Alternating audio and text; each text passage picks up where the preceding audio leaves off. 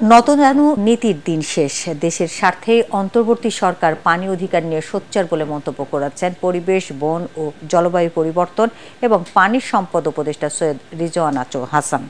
তিনি বলেন, নদীর পানি শুধু রাজনীতি নয়, এটা কূটনীতির অংশ এবং অর্থনীতিতেও ভূমিকা রাখে। উজানে বাঁধ খুলে দেওয়ায় দেশের সৃষ্ট বন্যা ও প্রসঙ্গে উপদেষ্টা এসব কথা বলেন। সকালে ফেনীর বন্যা দুর্গত এলাকা পরিদর্শন শেষে জেলা প্রশাসক কার্যালয়ে মতবিনিময় সভায় তিনি এসব কথা বলেন।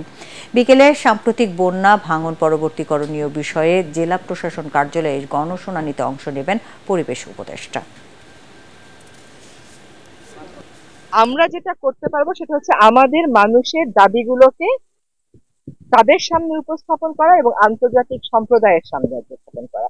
সেটুকুন তো অতীতে অত কার্যকর ভাবে হয়নি। আন্তর্জাতিক সম্প্রদায় তো জানেই না তিস্তা নদী নিয়ে কি হচ্ছে।